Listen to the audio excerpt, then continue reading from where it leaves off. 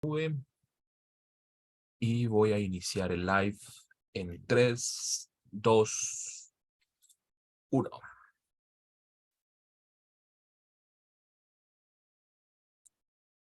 ¿Qué tal? Muy buenas noches a todos. Mi nombre es Marvin Velázquez. Hoy voy a tener el gusto de compartir con ustedes File System, File Hierarchy System estándar de Linux. Es la primera vez que tengo la oportunidad de compartir eh, con la comunidad y pues espero que pueda ser del agrado de todos y que podamos todos aprender algo nuevo con este tema. Bueno, empecemos platicando un poco acerca de qué es el File System Hierarchy Standard. Pues básicamente es una serie de documentos, podríamos decir, que se publicaron en 1994.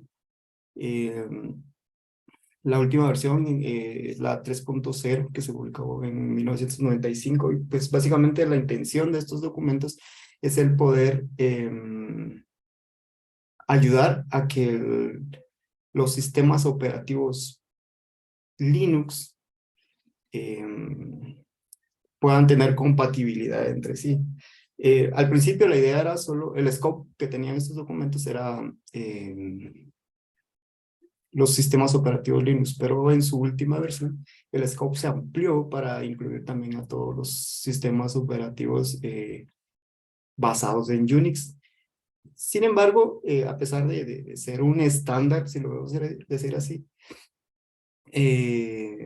no es algo que sea obligatorio para todos los sistemas operativos, sino que es más que todo como best practice, si lo pudiéramos decir así, para que todos los sistemas operativos puedan tener cierta compatibilidad entre ellos, o que cuando se utilice el sistema operativo o se migre de uno a otro, pues no se pueda tener que empezar desde cero a entender el sistema operativo, sino que pues ya haya una estructura en cuanto a archivos que se pueda seguir y que se pueda entender. Por ejemplo, uno de los ejemplos que podemos tomar es Mac, por ejemplo, que simplemente ignora estos estándares y hace su propia nomenclatura en cuanto a los archivos. Entonces, ya entrando dentro de ya la parte técnica, si lo podemos decir así, está esta estructura de archivos que es la que normalmente vamos a encontrar en la mayoría de sistemas operativos Linux. Sin embargo, como decía anteriormente, pues cada una va a adaptar su jerarquía siguiendo la filosofía o el objetivo de la distribución.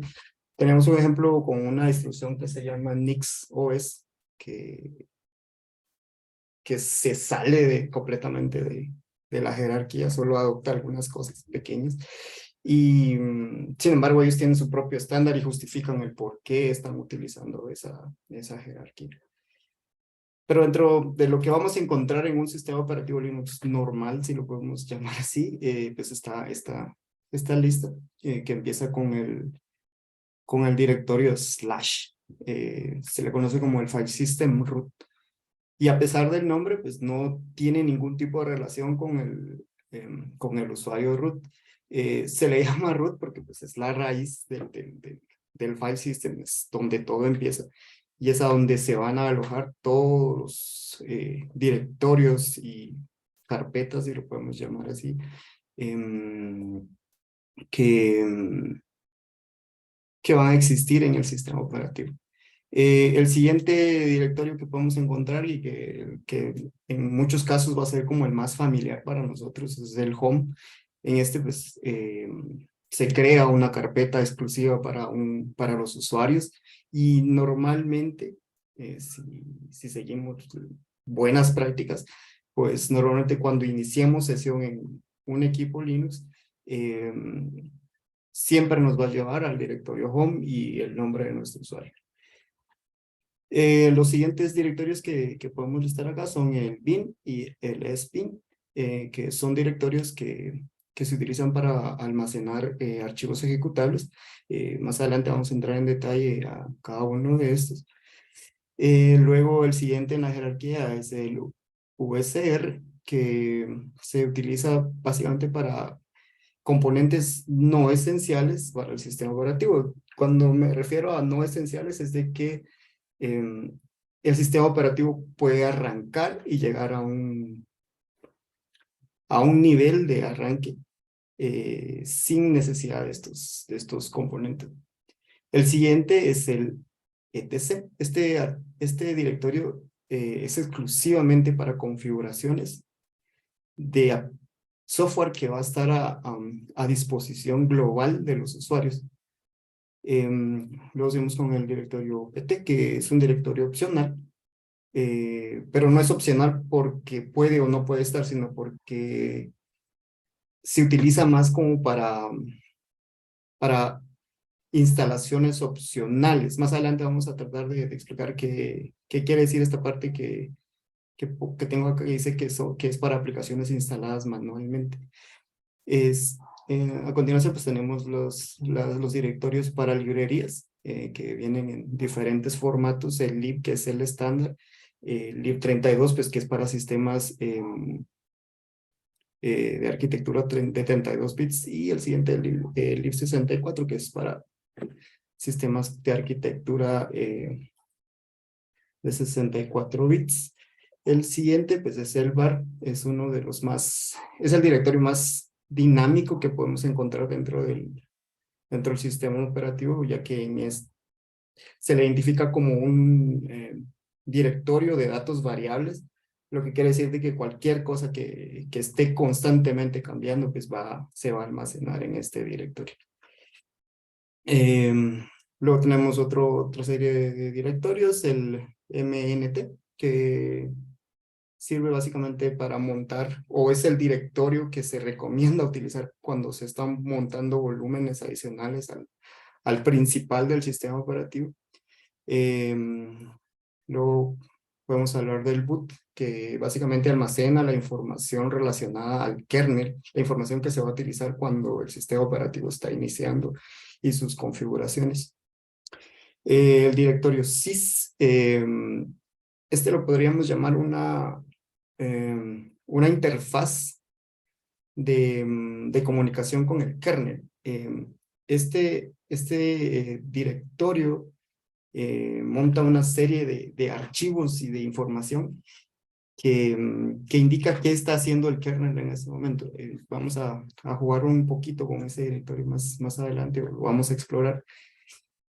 El directorio dev, que se utiliza específicamente para guardar archivos que representan los dispositivos de entrada y salida y todos los componentes que se utilizan para interactuar con el sistema operativo y el kernel. El siguiente es el proc. En este directorio pues tenemos toda la información de los procesos que se están corriendo en el sistema. Junto al var, al directorio var, pues es uno de los más dinámicos de todo el sistema operativo. El run, pues ese directorio se utiliza para almacenar archivos que las aplicaciones necesitan en tiempo de ejecución. Entonces, cuando una aplicación arranca, pues si necesita escribir ahí un archivo de control o mantener ahí la información del PID o alguna cosa, pues lo recomendable es utilizar el directorio run. El TMP, pues acá le puse tierra de nadie porque pues, es un directorio que está ahí para que que se pueda utilizar para ciertas operaciones, con la salvedad de que este directorio, pues, al apagar el equipo, se va con todo lo que tiene ahí. Entonces, lo que está ahí es realmente temporal, como su nombre lo dice. Y para terminar, pues tenemos el file system root, perdón, el slash root, que es como como lo explicaba en el home, cada usuario tiene un espacio debajo del home. a diferencia del root. El root tiene un directorio exclusivo para él, que es donde va a correr todas sus operaciones, y esto es debido a cuestiones de seguridad, a que pues solo el usuario root puede entrar, a diferencia del directorio de los usuarios, pues por ejemplo, con cuestiones como escalar permisos, ya permitiría poder ver los directorios de otros usuarios en un sistema multiusuario. Ok, entonces vamos a entrar un poco en detalles con cada uno de los directorios de los que hablamos. Vamos a empezar con el root file system. Pues para eso voy a empezar a sacar mi consola aquí. Si se dan cuenta, por aquí tengo un Linux básico y voy a usar un comando que se llama tree y le voy a... Perdón, perdón.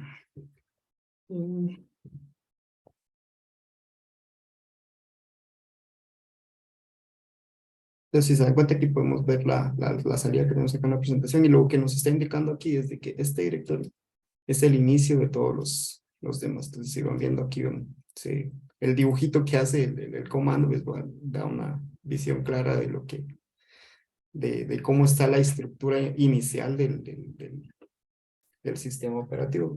Por ejemplo, si yo vengo y solo ejecuto este comando, van a ver una salida eh, grande.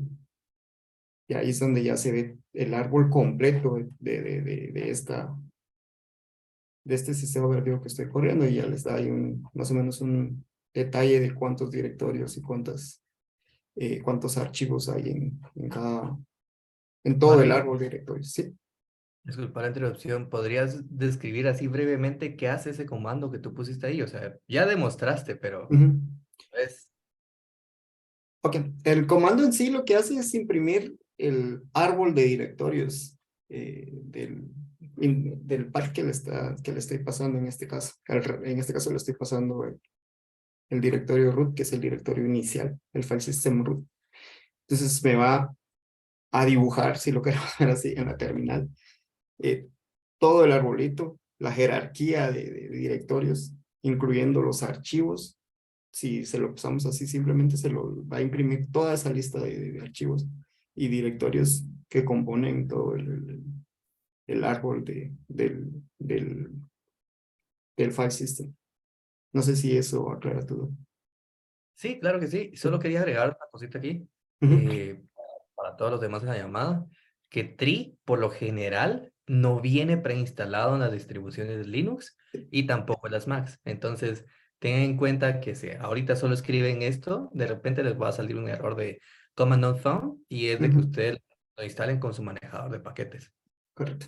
Gracias, José María. Sí, es correcto. No es un paquete estándar. Entonces, es muy probable que si ustedes lo ejecutan la primera vez, les va a regresar un command not found. Pero en este caso ya había preparado yo mi terminal o mi sesión para poderles mostrar esta parte. Entonces, eventualmente tal vez podemos explicarles más adelante cómo instalar. Entonces, en sí, el file system root, solo lo que les puedo decir es que pues, es el directorio inicial de todo el file system. A diferencia creo que de Windows, es con quien lo podría comparar, no hay múltiples roots. O sea, en este caso hay uno solo, y dentro de este se pueden ir montando los diferentes dispositivos y siempre van a quedar debajo del directorio raíz. Siempre van a formar parte de este file system root. Aquí me quiero detener un ratito para explicarles algo interesante del sistema operativo. En Linux al menos, todo es tratado como un archivo. La única diferencia que hay entre cada archivo es qué tipo de archivo es. Entonces, dentro de la lista de archivos podemos encontrar directorios, los archivos regulares, de caracteres especiales, de tipo pipe, de tipo FIFO, los Unix socket, pseudoterminales de tipo nulo, cero, random, descriptor, y así podemos encontrar N cantidad de tipo de archivos. Sin embargo, no debemos confundir esto con con la extensión del archivo. O sea, cuando me refiero a tipo de archivo es a cómo el sistema operativo ve el objeto que nosotros visualmente tenemos en la pantalla. ¿Sí? Por ejemplo, hay otro comando que nos puede servir para determinar qué tipo de archivo estamos viendo. Entonces, por ejemplo, aquí voy a entrar al directorio dev y voy a utilizar un comando que se llama file y le voy a decir, por ejemplo, que me diga qué es esto. Entonces ya me regresa a mí y dice, ok, null es un tipo de archivo de carácter especial. Y así podríamos estar revisarle así cada uno de los archivos que vayamos encontrando aquí. Siguiendo con eso, el siguiente directorio que tenemos es el home. Como se los explicaba anteriormente, pues este es el espacio en el que normalmente un usuario llega a interactuar con el sistema operativo al hacer el inicio de sesión. Dentro de este directorio, pues el usuario puede hacer lo que necesite. No necesita permisos de root para ejecutar la operación que necesite. Y está inicialmente pensado para que el usuario almacene ahí sus archivos personales. Y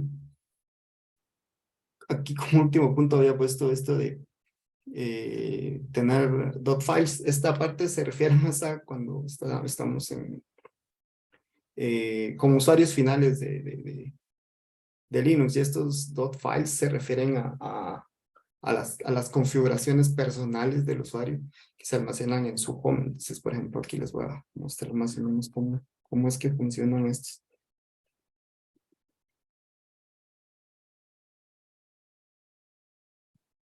O sea, que tengo un user.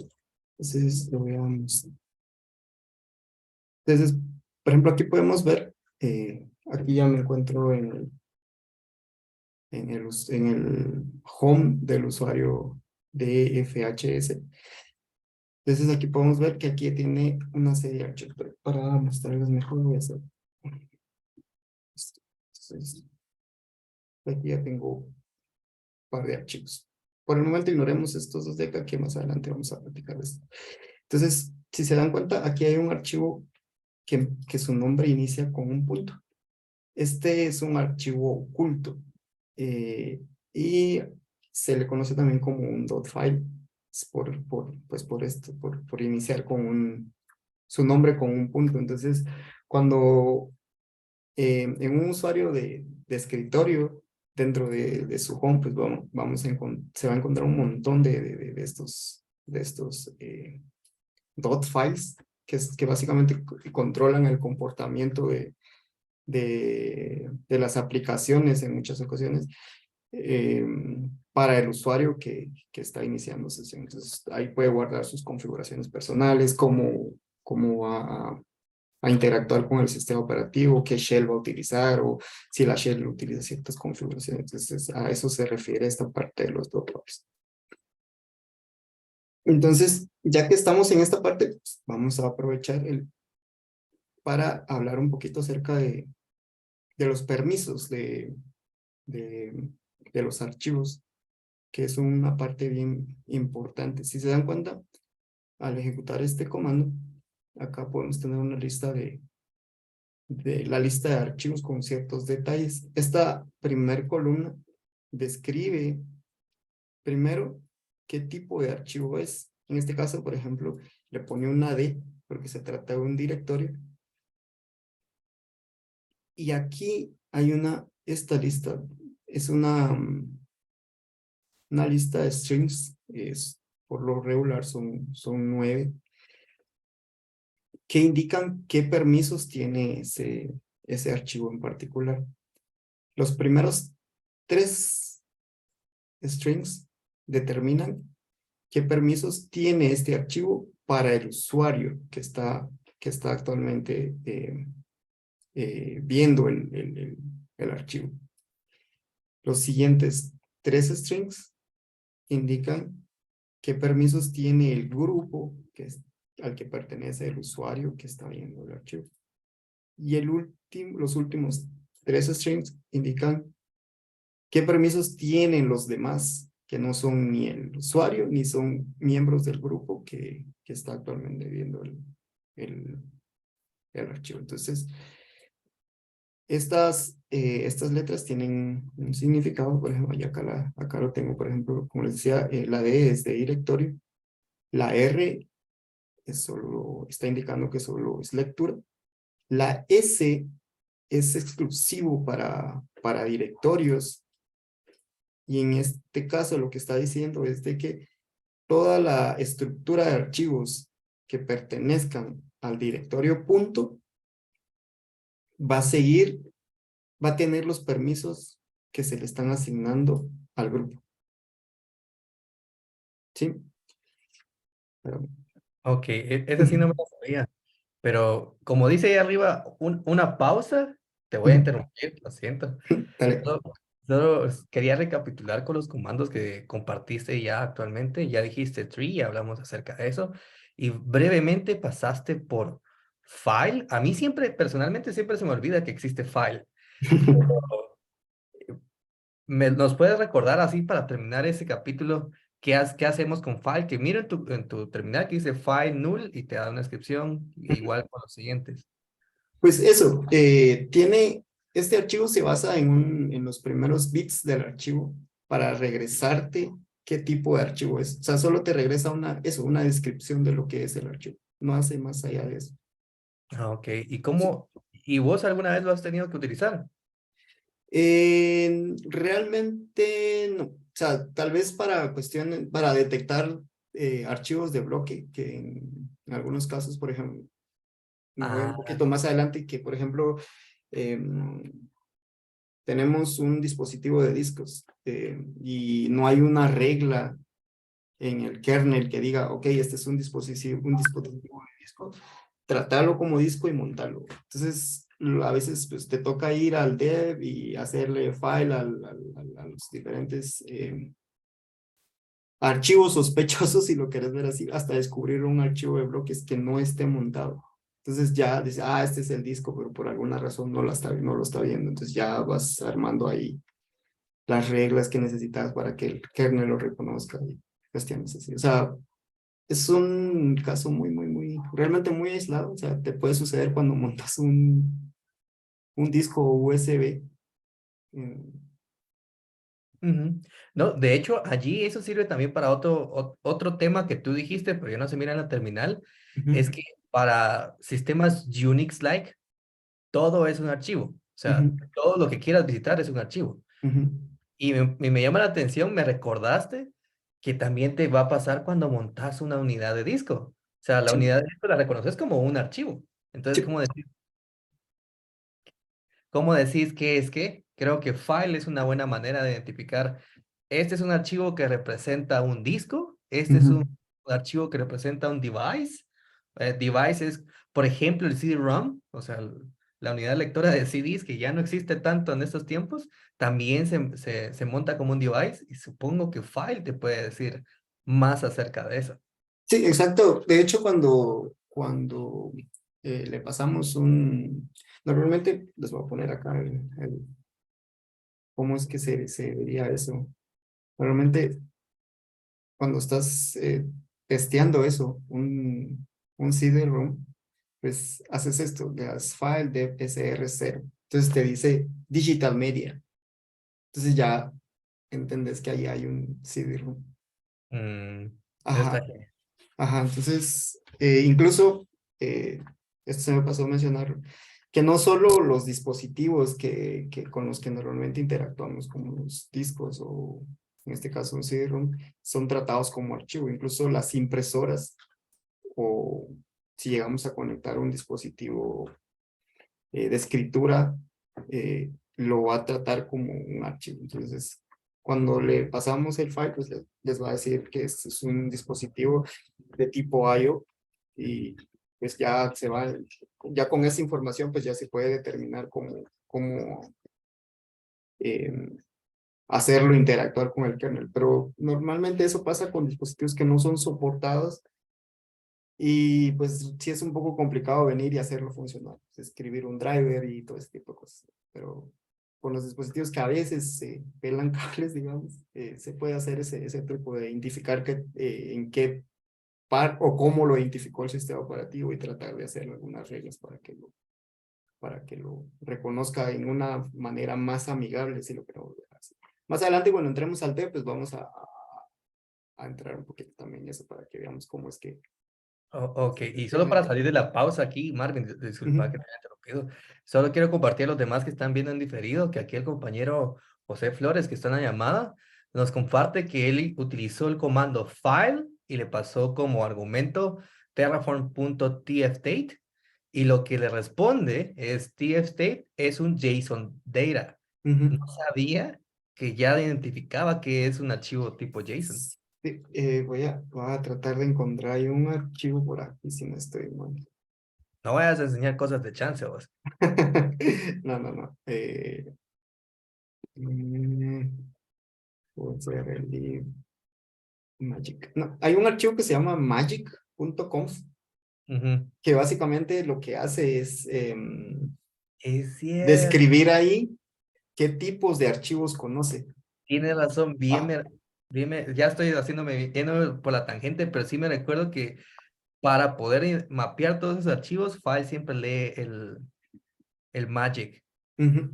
O sea, yo no estoy seguro en qué lenguaje está escrito eso, pero normalmente sí es capaz de entender, de leer casi cualquier archivo. Le das file y te dice, este es un archivo Python, este es un archivo Bash, o cuestiones así. Entonces, pienso que sí se le puede encontrar utilidad, pues en mi caso yo no le he encontrado más utilidad que tratar de identificar dispositivos, pero es probable que sí haya mayores utilidades en algún lado. Justamente eso nos preguntó José Flores y como Ujú. dice Marvin, es muy útil cuando quieres identificar que estás montando volúmenes o discos duros, porque al final el punto de montaje para ti es un archivo. Correcto. Entonces, si vas a ciegas, se lo tiras a File y File te va a decir, esto es un device block, creo que dice, no, o algo así, no me Sí, acuerdo. sí, Ok, esa era correcto. para la pregunta de José. Ahora Perfecto. sí, Gracias. dale. Ok, gracias. Ok, sigamos acá. Perdón. Ok, ahora vamos a una parte bien interesante aquí. Están estos dos directorios, bin y sbin. Ambos sirven para almacenar binarios ejecutables. Eh, por ejemplo, la broma ahí también se guardan binarios fundamentales. Pero esto tiene una razón de ser. El bin es como el directorio por default donde se van a guardar los binarios de las cosas que vayamos instalando en el sistema operativo. Pero el SBIN tiene binarios fundamentales para el sistema operativo, pero también son fundamentales para el arranque del sistema operativo. Entonces, uno se pregunta, entonces, ¿para qué los están apartando si podrían estar en el mismo directorio? Una de las razones de las por qué están separados es de que cuando un sistema operativo Linux arranca,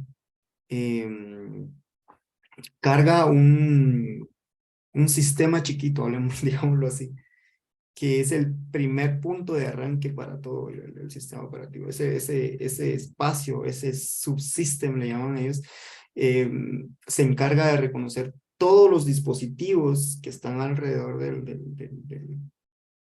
del kernel y los va poniendo en la configuración necesaria para que los siguientes niveles del sistema operativo puedan ya interactuar con ellos. Entonces, en este punto, en ese punto ceros, que así es como se llama, antiguamente se le llamaba a este nivel, nivel 0, o el single mode user.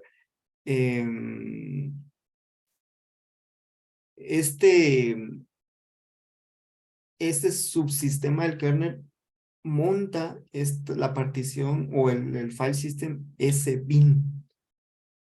Y en ese bin hay binarios que se encargan de hacer todas estas tareas de reconocer todos los periféricos, todos los discos, todo lo que esté alrededor del sistema operativo. Vamos a echarle solo un vistazo aquí.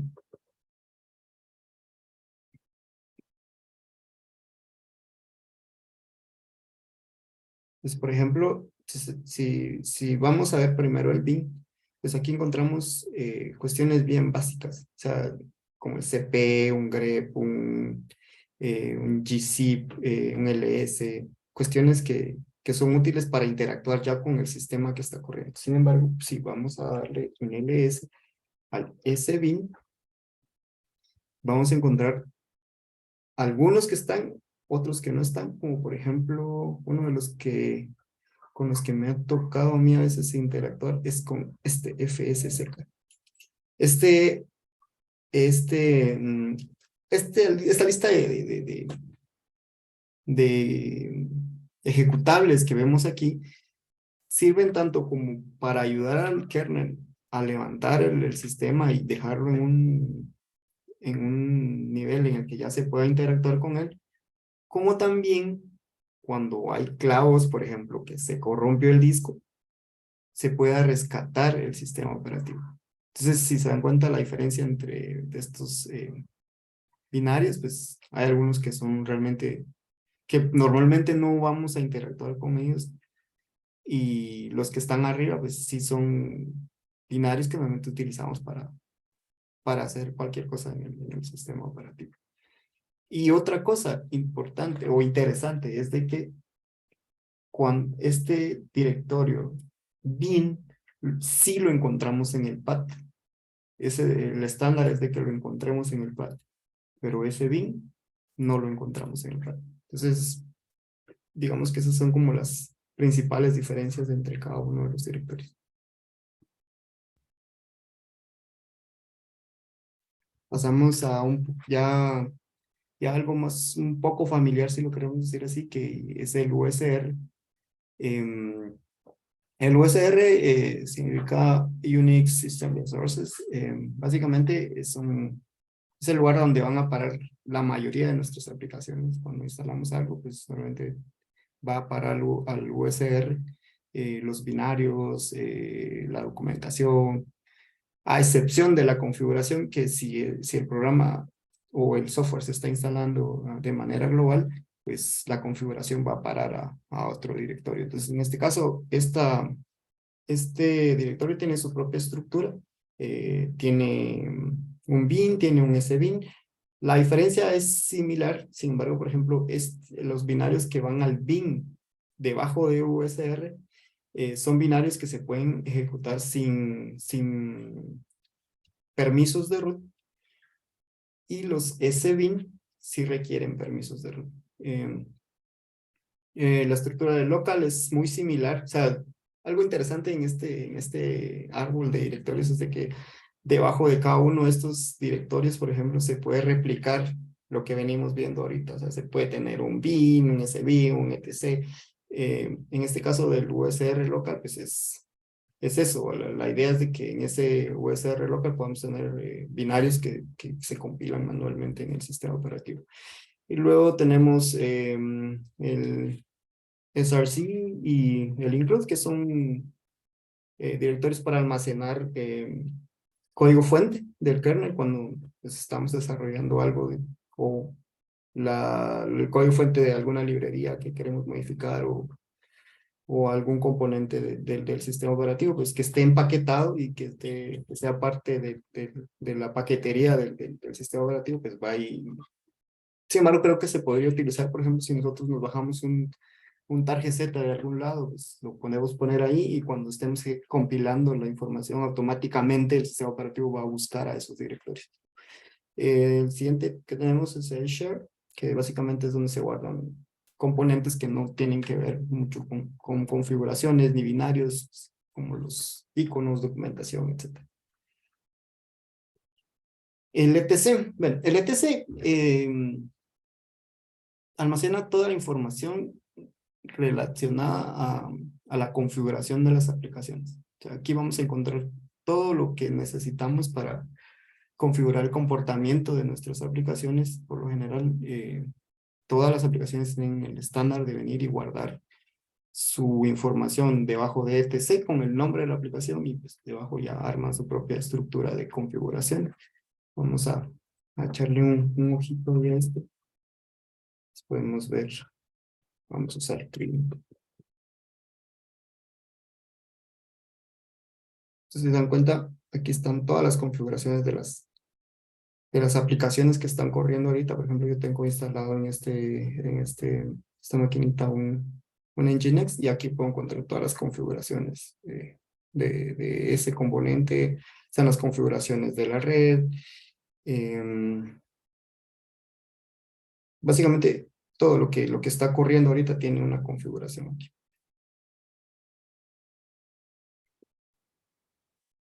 El directorio EPT. El directorio EPT básicamente se utiliza como un espacio para que el usuario pueda almacenar ahí su propia estructura de archivos. O sea, en algunos casos pues, se recomienda seguir la misma estructura que venimos viendo anteriormente, que los binarios van a bin, que la configuración va a etc, que las librerías van a lib, etc. Pero en este caso, por ejemplo, se utiliza para instalar aplicaciones de terceros, aplicaciones que no vienen ni empaquetadas por el sistema operativo, no vienen por default empaquetadas por el sistema operativo, o que el distribuidor de la aplicación pues solo provee un target y hay que descomprimirlo en algún lado. Por ejemplo, aplicaciones que hacen este tipo de cosas en un desktop, digámoslo así, son, por ejemplo, Chrome.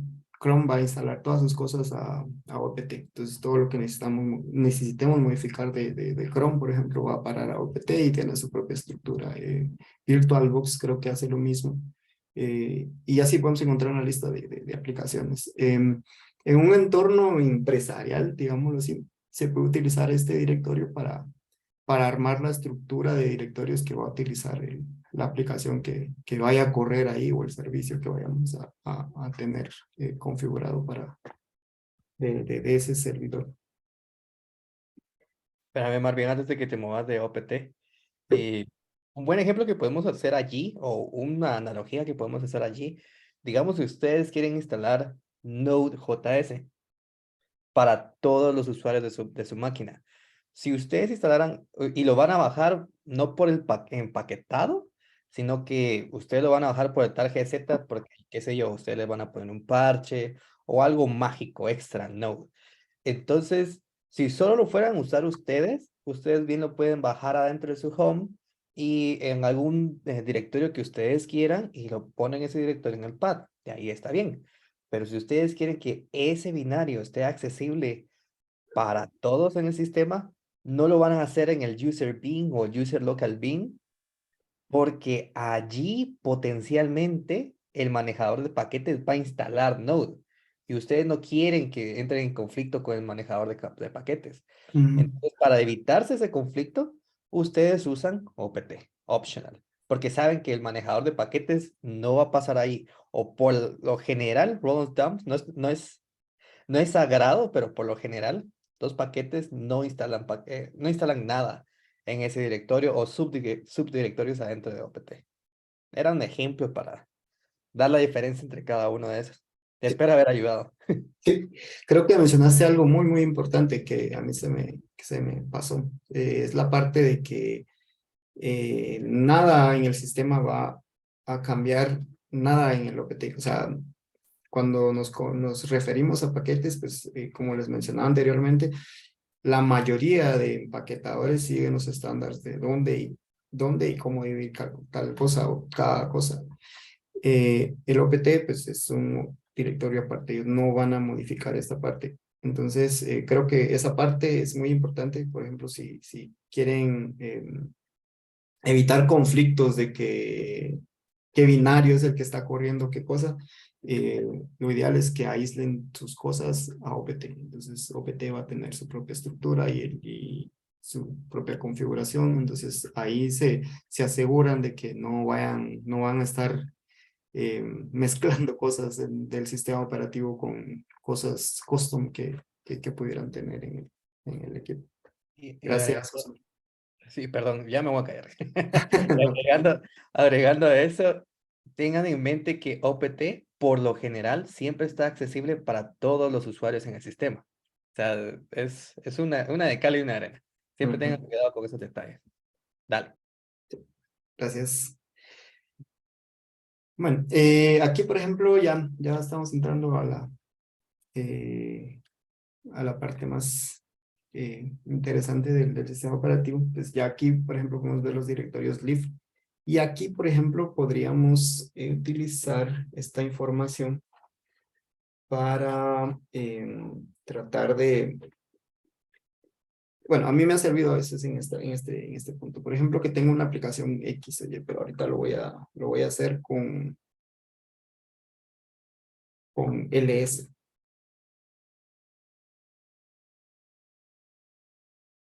Mm, uy,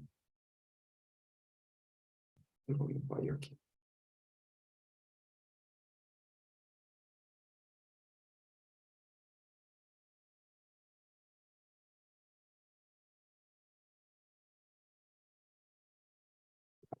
Por una razón no me está jalando.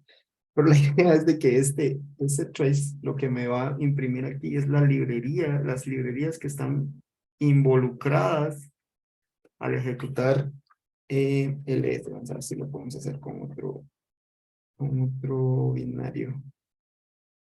Chmode. Creo que es por esto que estoy usando que no me deja hacer eso. Bueno,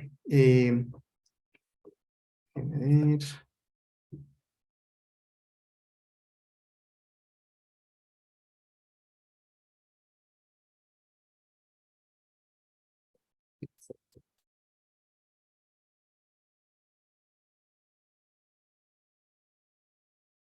No tengo Trace instalado en mi máquina principal. Vale, la idea de lo que les quería mostrar es de que, por ejemplo, si yo hago un strace al comando que tengo aquí, me va a imprimir un arbolito de librerías que este comando necesita para poder ejecutarse. A mí me ha servido para identificar, por ejemplo, librerías que, digamos que yo levanto una tabla de procesos. Quiero ver qué proceso es el que está consumiendo más. Entonces, vengo y levanto el proceso y miro, bueno, el proceso patito, pues está consumiendo el 100% de mi CPU. Entonces, agarro el path de ese proceso, lo paso por strace y ese me muestra un arbolito de cosas que, que ese binario necesita para poder funcionar. Y después, pues ya me voy a alguna herramienta de performance y pues ya empiezo a hacer estadísticas y a ver cuál de esos componentes es el que dónde se está quedando atorado. Entonces, por ejemplo, con procesos de Java, si logramos identificar que el proceso Java es el que está comiendo demasiados recursos, lo podemos ir como que eh, le podemos ir siguiendo la huella hasta qué punto es donde está fallando. Por ejemplo, eso puede servir bastante para momentos donde podemos necesitamos medir el performance de una aplicación.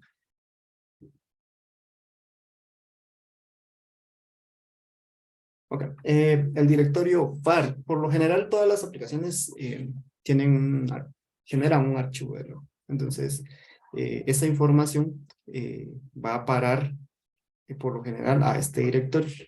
Dentro de este directorio podemos encontrar una estructura de, mm, de directorios que almacenan diferente información. Por ejemplo, Entonces vamos a tratar de irnos un poquito por cada uno.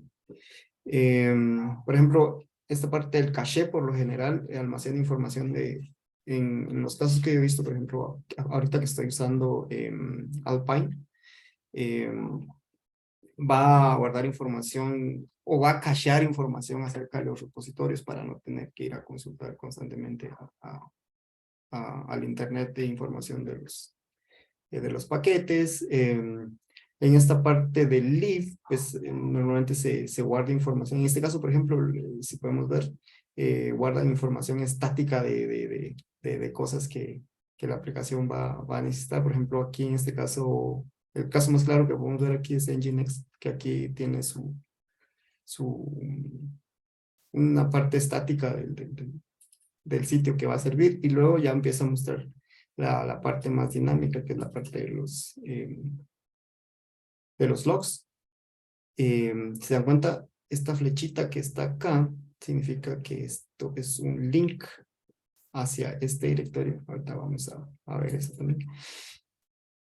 Y este log, cuando por ejemplo las aplicaciones necesitan mantener su servicio en cierto estado que no se pueda, que puedan controlar el estado de la aplicación, que puedan decirle que se mantenga corriendo, pues a veces le crean un archivo aquí para decirle que no le permita, que el servicio tiene que estar corriendo. Entonces, y acá también podemos encontrar, por ejemplo, esto que cuando este mail, que se refiere más que todo a la cola de mensajes que el sistema operativo puede generar, y cuando, por ejemplo, tenemos instalado en el servidor un SMTP, la cola de mensajes, la cola de correos va a parar aquí en forma de archivos. Si nos damos cuenta, también hay un optional aquí, y el run, que es a donde van a parar todos los PIDs. En este caso, si se dan cuenta, está haciendo un link al /run, que lo vamos a ver más adelante. Y la parte de la información de los crumbs se guarda en este spool, en este directorio spool, ¿no? Y también tiene su propio TMP. Más que todo es eso. Para mostrarles cómo funciona esto, voy a hacer...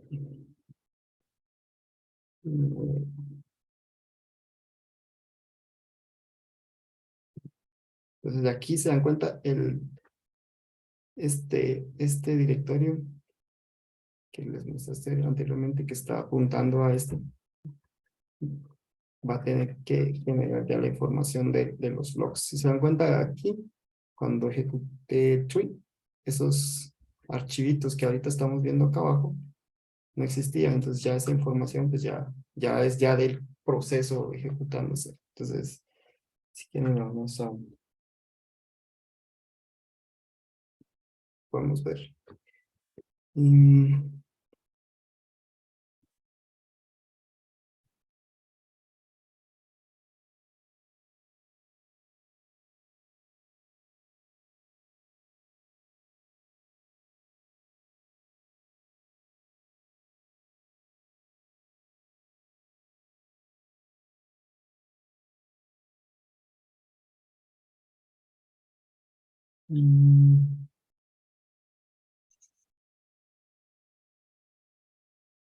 Bueno, pues está por acá. Es más sencillo si utilizas el ID. Sí, a ver, no sé qué estoy pasando mal ahí.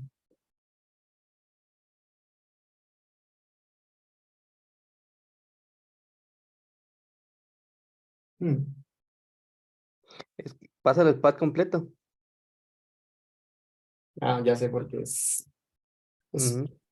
No Ok. trae bash. Trae bash. Entonces, sí, vamos a ver si tengo core aquí. No tengo core.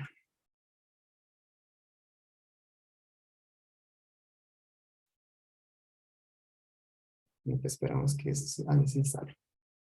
Por localhost. Este. Entonces, se dan cuenta, aquí ya empezó a generar información de lo que está pasando en el servicio. Entonces, como les dije al principio, este directorio pues, es uno de los más dinámicos y se espera que el contenido de este directorio crezca. Entonces, cuando cuando estamos planeando para construir nuestra infra o nuestro servidor, pues tenemos que considerar que este directorio va a crecer bastante dependiendo del tipo de servicio que estemos montando ahí. Y pues yo he tenido la experiencia de toparme con algo así que normalmente se ignora el asignarle un tamaño considerable a este directorio y después el servidor solo deja de funcionar y nadie cacha que es porque que se quedó sin espacio, uno ya no puede escribir más logs y los servicios normalmente se mueren cuando ya no pueden escribir algo, ¿verdad? Entonces solo es un tip ahí para que lo consideren. Ok, vámonos al boot. El boot pues básicamente tiene solo la información del kernel, tiene un archivo grande ahí que incluye todos los módulos y toda la información necesaria para iniciar el equipo.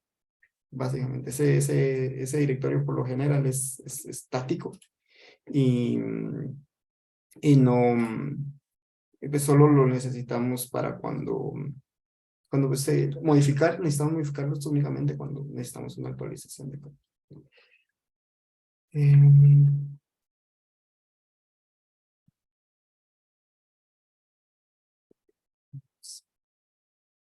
Ok, va. Entonces aquí ya nos vamos a mover un poco más a la parte un poco más interesante. Esta parte de sys. Vamos a ver aquí. Como les dije al principio, sys es una interfaz con el kernel porque este file system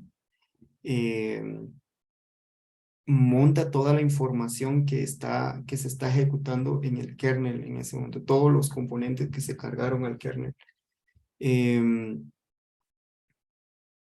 Si bien lo podemos ver como un directorio, no forma parte del sistema de archivos. Y es porque, vamos a ver si les puedo mostrar, si le damos un mount aquí, vamos a ver que esto pareciera estar montado como que fuera un disco. ¿Sí? Y eso es porque en sí es un file system que el kernel genera, si lo queremos ver así, en el tiempo de arranque. Y lo monta como si fuera un pequeño disco ahí, y lo monta en este director. Entonces vamos a echarle un ojo de qué es lo que hay ahí. Entonces, dentro de esto podemos encontrar estos directorios que indican, por ejemplo, el block almacena la información de los discos que existen para el sistema operativo en este momento. Otro interesante acá puede ser el kernel. Lo que nos muestra aquí es los parámetros que se le están pasando al kernel y algunos módulos que se están cargando en ese momento directamente en el kernel. Vamos a ver.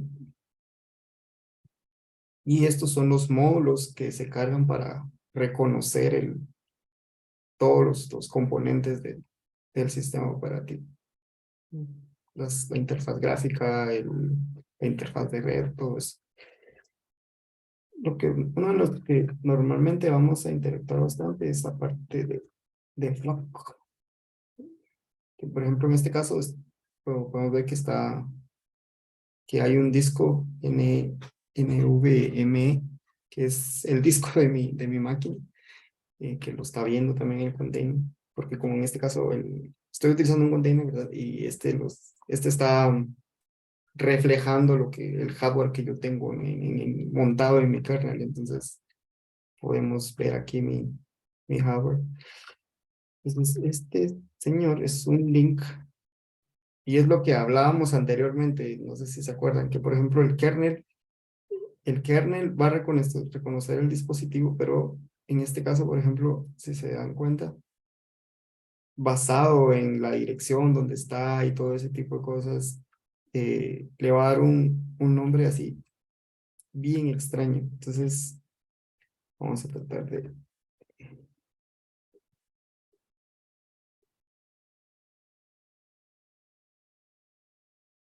Vamos a ver si lo logro copiar todo porque...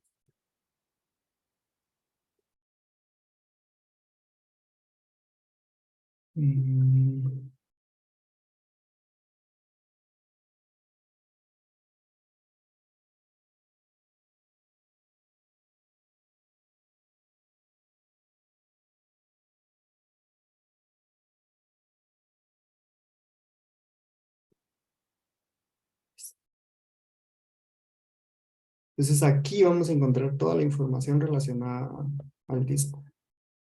Permítanme, voy a arreglar esto porque... Vamos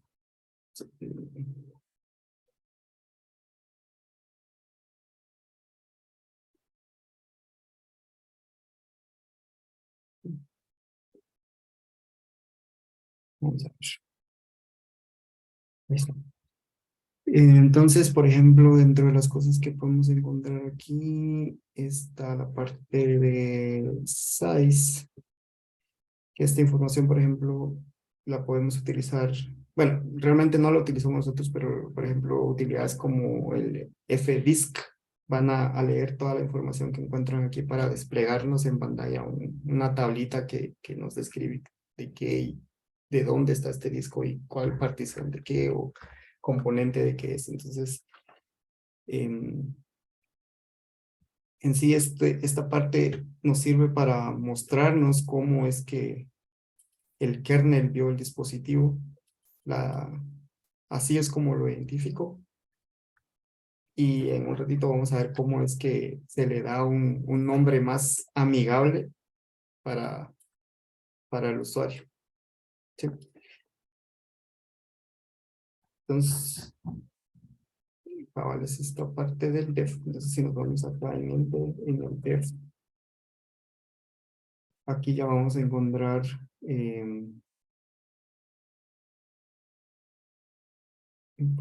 esta parte creo que no les puedo mostrar esto. Vamos a ver.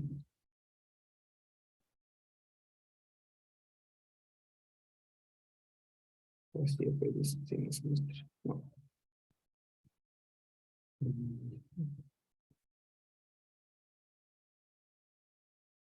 Querías mostrar los devices que habían allí. Sí, sí, sí, pero como Docker Es un- realmente no lo puede ver. Sí, si es un container, yo creo que le tienes que pasar un par de flags extras para darle el capability de poder ver los devices del host. Sí. Lo voy a googlear, vamos a ver si podemos encontrarlo.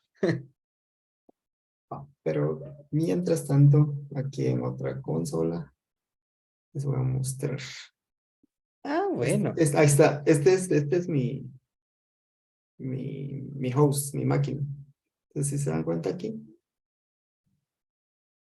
la parte de dev ya mapeo toda esta dirección o todo este path que vemos aquí a algo más amigable, que es este dev, y ya pues aquí ya va a identificar cada una de las particiones. Se me olvidó mencionarles algo interesante aquí. Si se dan cuenta, por ejemplo, en este caso, ya es un componente un poquito moderno, pues ya los identifica de esta manera, pero cuando eran, por ejemplo, SCSI disks, esta información las veíamos como SD, que significaba SCSI disk, y luego ya le asignaba una letra. Por ejemplo, si era el primer disco, hacía algo así. SD. Ah, ese era el bloque completo. Y después cuando ya agregábamos la primera partición, hacía de SDA 1. Y si digamos que este volumen quisiéramos, no sé, eh, que tuviera una partición encima, pues ya les empezaba a hacer esto. Entonces, en los nuevos sistemas, pues ya utiliza esta otra nomenclatura de NVMe.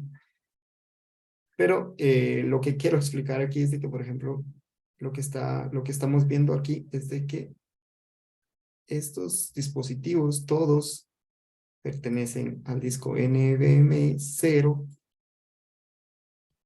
en en la partición, en el NVMe01, que es el disco 1, y esta es la partición 1, esta es la partición 2, y esta es la partición 3. Entonces, esa es la forma en la que lo hace amigable al usuario. Entonces, esta parte de aquí se pueden configurar con unas cosas que se llaman UDEP rules, que básicamente lo que hacen es decirle, bueno, cuando encontres un dispositivo de tipo NVMe o lo reconozcas así, no le pongas, por ejemplo, no le pongas 0, sino ponerle A, por ejemplo, y decirle que para identificar la partición no ponga P1, sino que ponga la palabra completa, partition 1.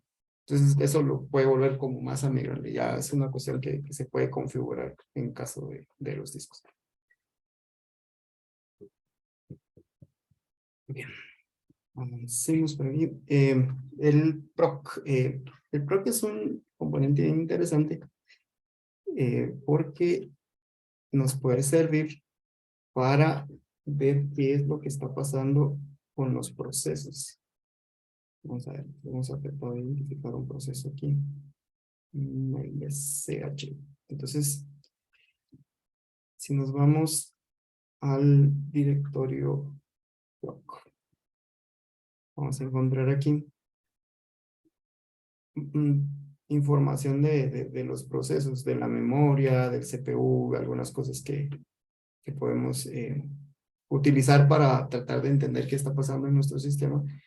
Pero en este caso, pues vamos a tratar de explorar un poquito un proceso. Entonces, por ejemplo, quiero mostrarles algo interesante.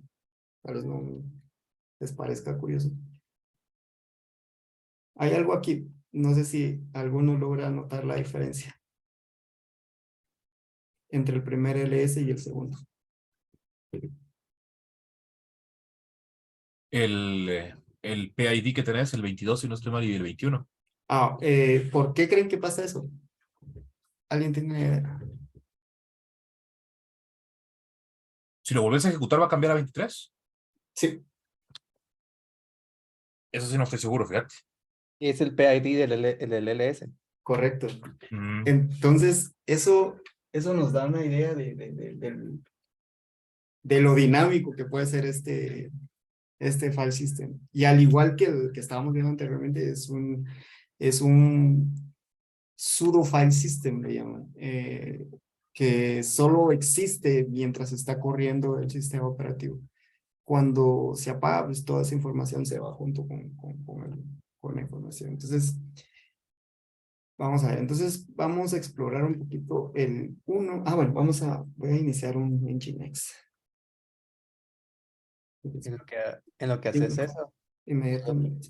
Sí. yo quería decir que lo que tenemos que tener en mente aquí, como bien dijo Marvin, esto es dinámico, pero cada uno de esos directorios, porque esos son directorios que tienen número allí, representan un proceso corriendo en la máquina. O bueno, en este caso es en el contenedor. Ujú, Por eso ujú. cada vez que corría LS, imprimía un número diferente, porque el proceso LS estaba corriendo en ese instante que listó las cosas y después de que terminó su ejecución, Se murió. no ese directorio. Ujú, correcto, correcto. Entonces, si se dan cuenta, ahorita el directorio cambió. Ahora tiene, vamos a ver, 14 procesos nuevos. Entonces, vamos a meternos a bueno, para que veamos que no son mentiras. Vamos a hacerle un PS acá.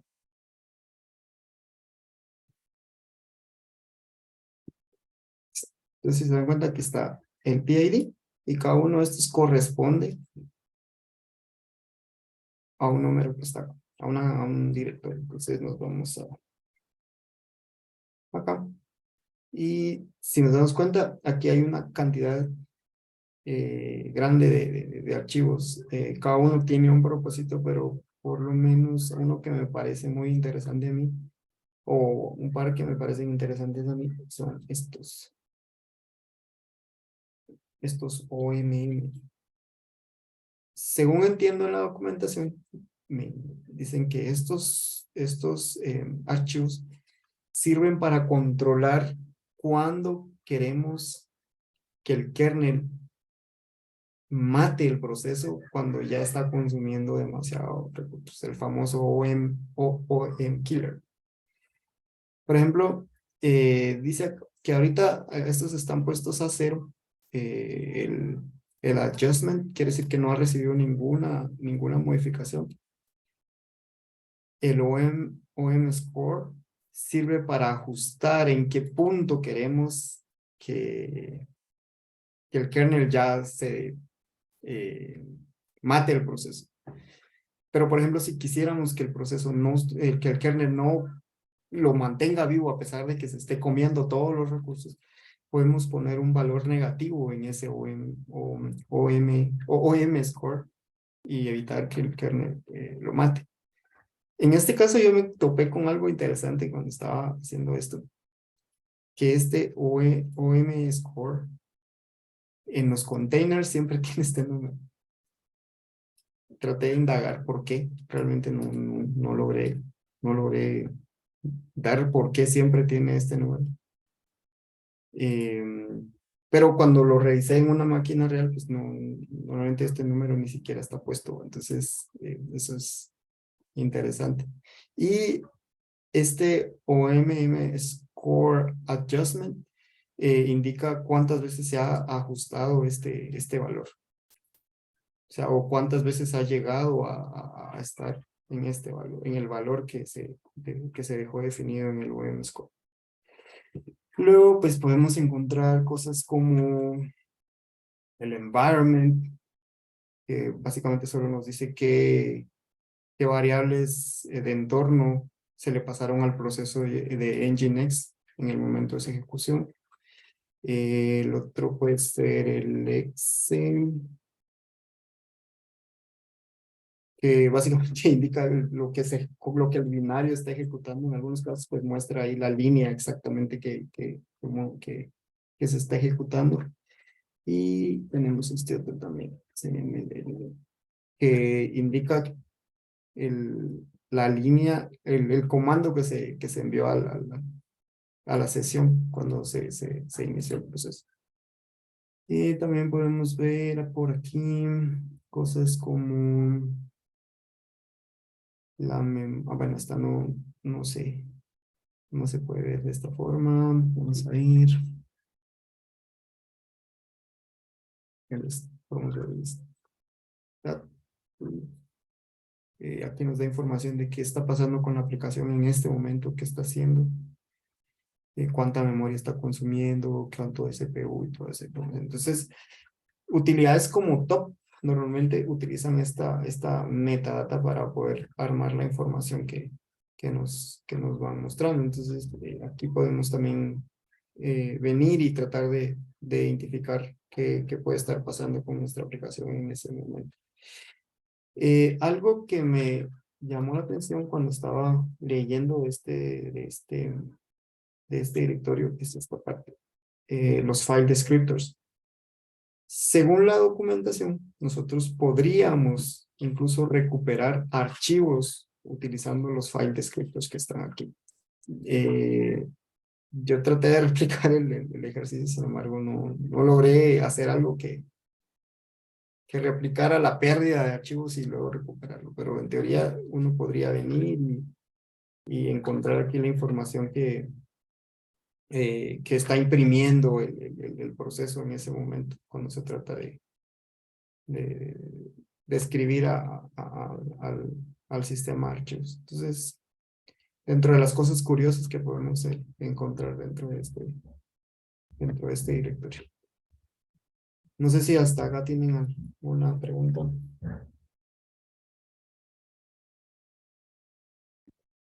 En el chat no hay preguntas.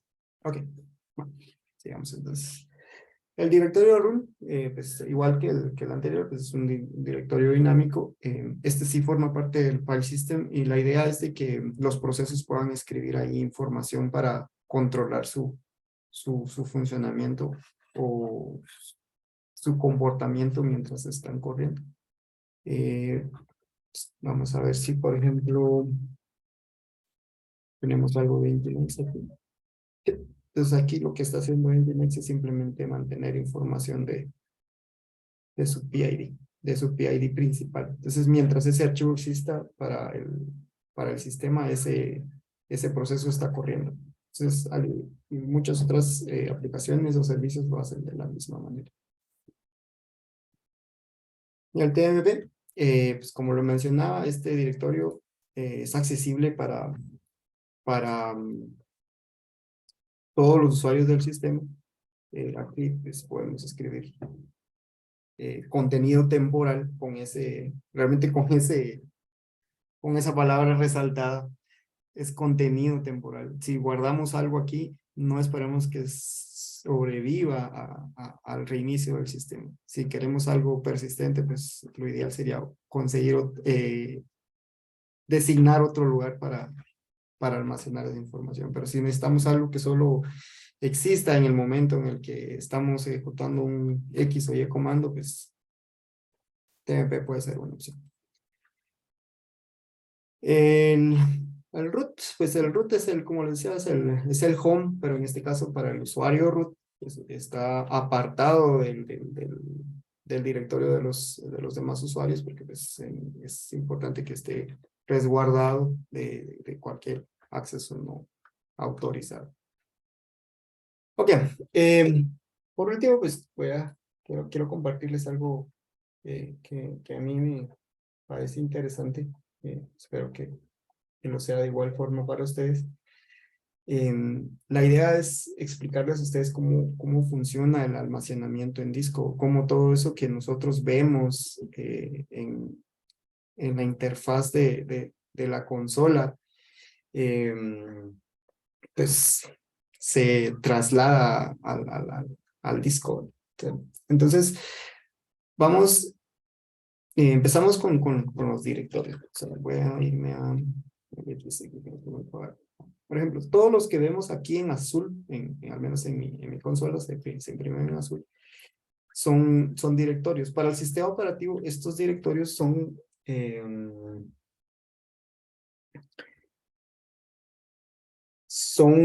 punteros, si lo queremos ver así. Son punteros que apuntan a una dirección en el disco. Y también contienen una información o metadata de lo que cada uno de estos punteros almacena, digamos. Entonces, por ejemplo, vamos a hacer algo acá.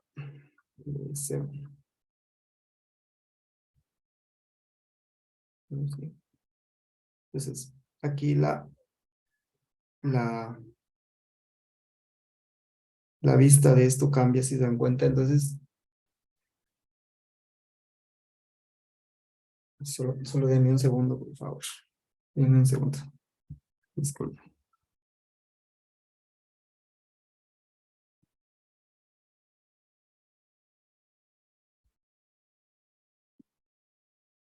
Perdón. Entonces, si se dan cuenta, entonces esta información que vemos aquí, esto es la dirección del disco, en el disco donde está almacenado o a donde está apuntando este directorio.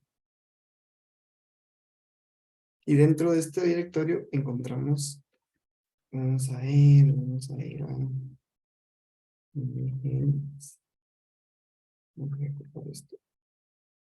los archivos, que son los sinodos, que al igual tienen una dirección de memoria, perdón, una dirección en el disco, e indican acá la información que el lugar a donde está almacenado este directorio. Esto que visualmente nosotros vemos acá como un archivo con un nombre y un path, pues es básicamente un inodo que está apuntando a esta dirección. Todo esta información pues ya es más bajo nivel, si lo queremos ver así. O sea, si ya lo vemos en términos de storage, lo que realmente existe en el disco es esta dirección. Esta parte visual, pues el sistema operativo se encarga de mostrarnos a nosotros y pues Al final, creo que al final está guardado en el storage. Esto es lo real que va a parar al directorio. Entonces, cada una de estas cosas está compuesta de, de directorios, o sea, perdón, de los punteros y los inodos. ¿Sí? Vamos a ver. Pues eso es, creo que todo lo que tenía por compartir con ustedes. Si les da curiosidad poder buscar más acerca de este tema, pues aquí les dejo algunos términos que podrían buscar en internet. Por ejemplo, podrían buscar por el ProCFS, el SysFS y Linux File System Structure Explained. Creo que les podría dar mucha mayor claridad de todo lo que está en todo lo que involucra el file system y cómo está toda la estructura de archivos. Pues eso sería todo. Pues no sé si tienen alguna pregunta. Pues no precisamente una pregunta, pero sí un comentario. Me gustó bastante. Creo que aprendí un par de cosas nuevas el día de hoy. La parte del comando de file, la verdad no lo conocía del todo. Hoy creo que ya desbloqueé un nuevo logro, un nuevo Sí, skill para mi CV.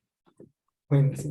Y en lo personal me gustó un montón la parte de justamente donde ibas mostrando lo del file system y diferentes curiosidades del mismo. Genial. Eh, Buenísimo. um, no sé si José Mar o José si tendrán algún comentario, alguna pregunta. Ya, de acuerdo ahí con lo del file. Me llevo lo del file también, para mi mochila de herramientas. Genial.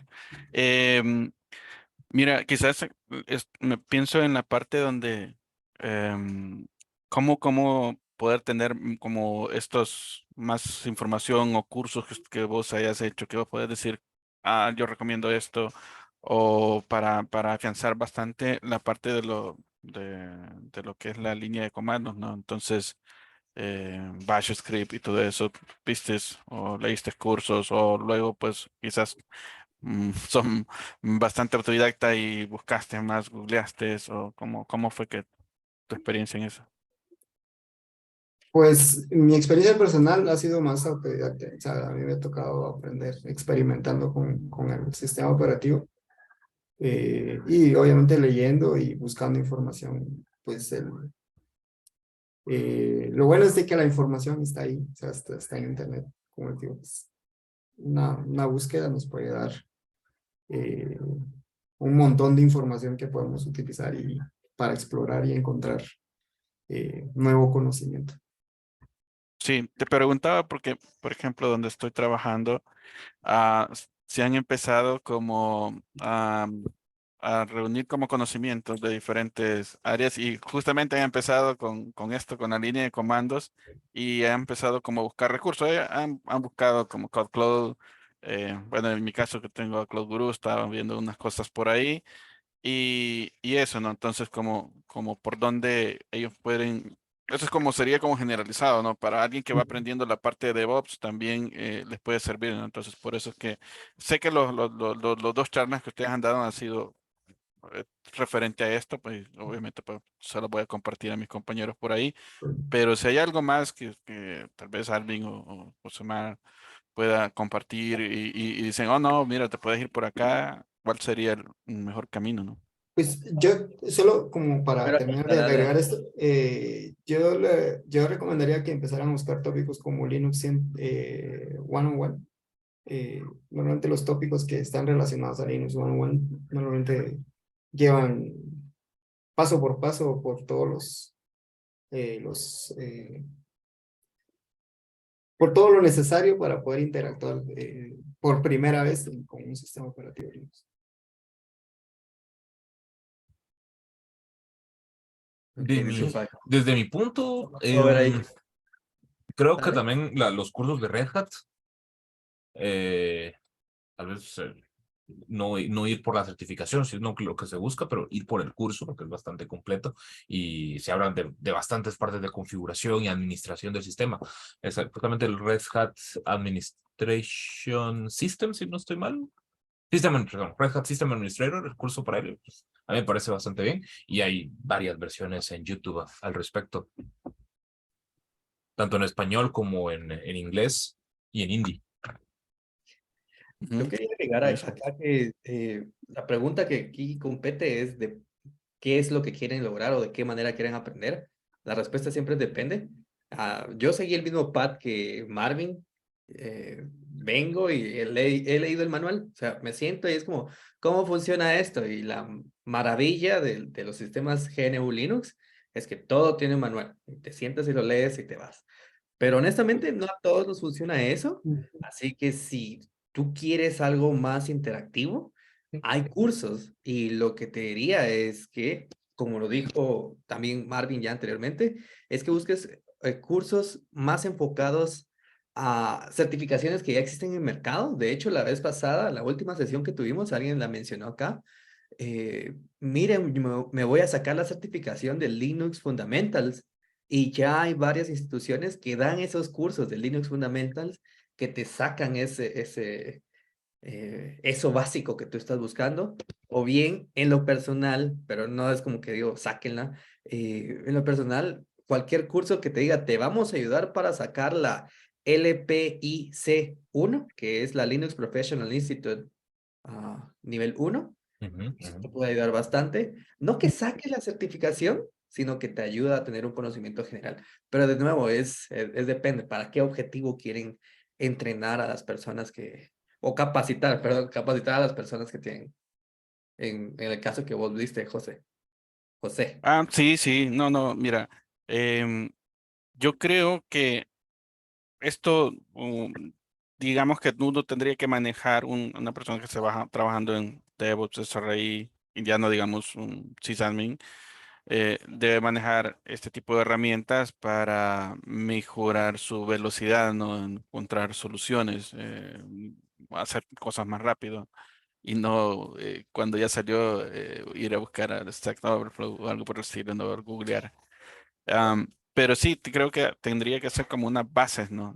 Yo pensaría que poder decir, no, mira, tendrías que tener las bases, porque realmente lo que te va a dar al final, lo que te va a ir obligando a buscar y aprender es la experiencia o los problemas que te vas presentando en el trabajo, ¿no? Entonces, pero sí, creo que hay cosas que deben ser como base para este tipo de roles, ¿no? De nuevo, depende de qué es lo que estás buscando y tú sabrás mejor en ese momento. Pero sí te diría que el hack sería buscar cursos para Linux Fundamentals. De hecho, yo me recuerdo que tú lo mencionaste hace un momento, A-Cloud Guru adquirió a Linux Academy y Linux Academy tenía muy buenos cursos básicos esenciales. Yo he aprendido un par de cosas de ahí. No voy a negarlo, son muy buenos. Tal Sí, vez sí, correcto. Buenísimo, gracias. Sí.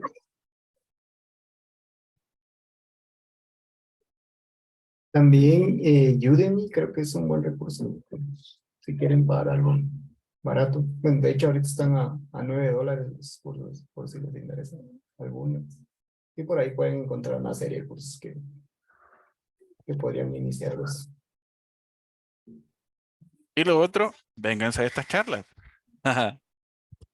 Sí, la Sí. idea es, la charla es para que vengan y compartan y hagan, pero buena onda por comentarlo. Perfectísimo. Bueno, entonces, genial. Muchas gracias, Marvin. Buenísima. Yo creo que la rompiste el día de hoy. Muy buena la charla. A mí me gustó bastante, como te dije, la parte de las curiosidades del sistema. Y creo que todos aprendimos algo nuevo el día de hoy.